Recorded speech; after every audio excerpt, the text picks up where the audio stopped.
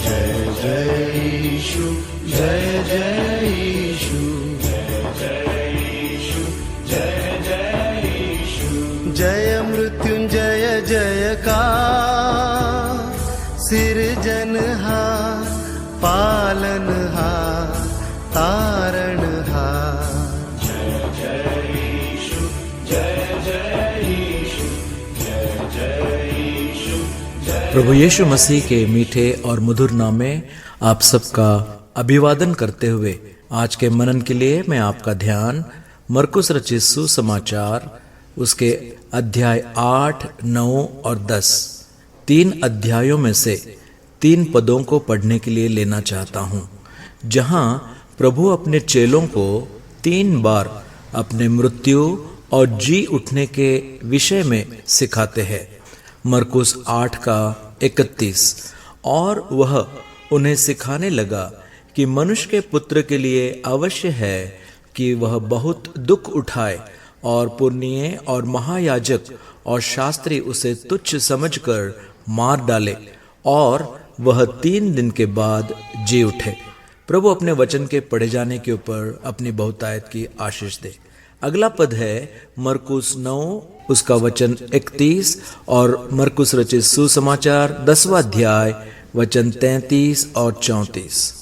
इन 3 पदों में प्रभु अपने स्वयं के विषय में 3 समान बातों को बताते हैं। 1 कि वह मनुष्य का पुत्र है, 2 कि वह मारा जाएगा, 3 कि वह तीसरे दिन जी भी उठेगा। आमीन।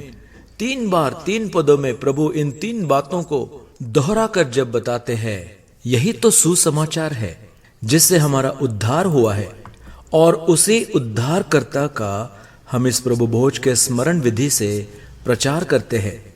मेरे प्रियो, हर सप्ताह के पहले दिन प्रभु की आज्ञा का पालन करने प्रभु भोज के लिए जब हम इकट्ठे आते हैं, जिसके द्वारा हम उस मृत्यु का प्रचार करते हैं जिसने मृत्यु को हराया, जो मृत्यु के ऊपर जयवंत हुआ। पाप की मजदूरी तो मृत्यु है, लेकिन मृत्यु पर जयवंत यीशु प्रभु के कारण अब हम मृत्यु से जीवन में लाए गए हैं।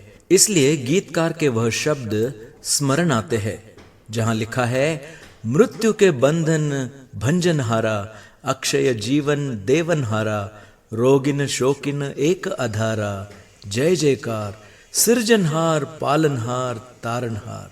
इन 3 समान बातों के साथ साथ प्रभु इन 3 पदों में कुछ 3 विशेष बातें बताते हैं। सबसे पहले कि प्रभु यीशु मसीह का मृत्यु और जी उठना अवश्य है। दूसरी बात कि वह मनुष्यों के हाथों में पकड़वाया जाएगा। तीसरी बात कि वह महायाजकों और शास्त्रियों के हाथ पकड़वाया जाएगा कि उसे अन्य जातियों के हाथ में सौंपेंगे। 3 बातें। सबसे पहले यह अवश्य है। मरकुस 8 के 31 में हम पढ़ते हैं, और वह उन्हें सिखाने लगा कि मनुष्य के पुत्र के लिए अवश्य है कि प्रभु यीशु मसीह परमेश्वर होते हुए मनुष्य बनकर इस संसार में आए। यह अवश्य है कि वो हमारे पापों को अपने ऊपर ले ले।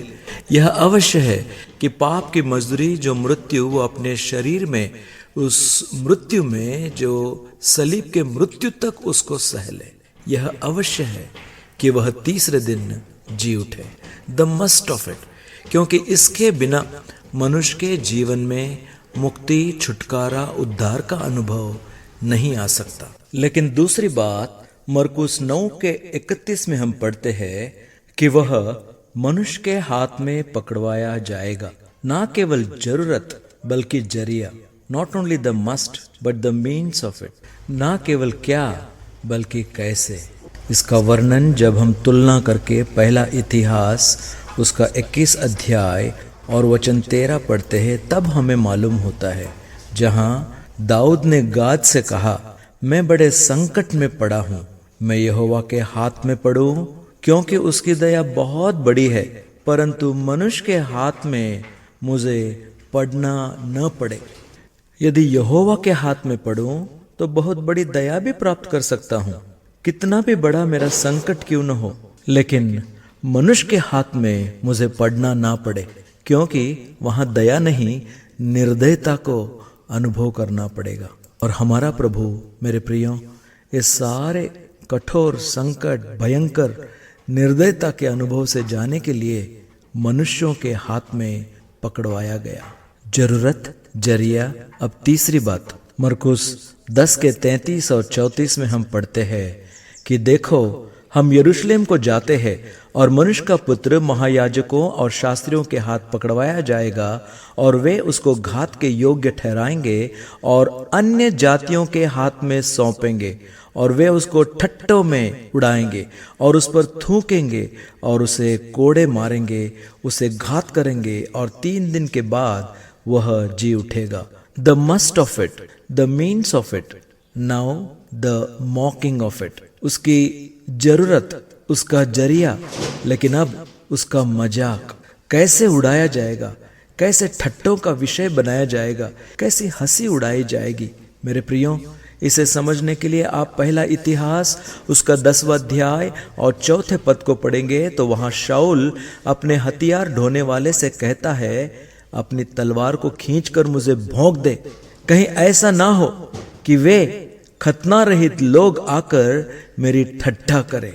वो नहीं चाहता था कि ठट्ठा करने वालों के हाथों में, अन्य जातियों के हाथ में सौंपे जाने के कारण वो ठट्ठा का, निंदा का, अपमान का विषय बन पाए। जब हमारे प्रभु यीशु मसीह को वो सारी निंदा, सारे ठट्ठा, सारा दुख, सारे मनुष्यों के द्वारा किया हुआ सारा सहने के लिए प्रभु तैयार हुआ। ऐसे प्रभु का हम कितना धन्यवाद करें। यह समझकर उस प्रभु की आराधना करने में प्रभु आपकी, मेरी, हम सबकी सहायता करें। आओ हम यहोवा का धन्यवाद करें। मृत्यु के बंधन भंजन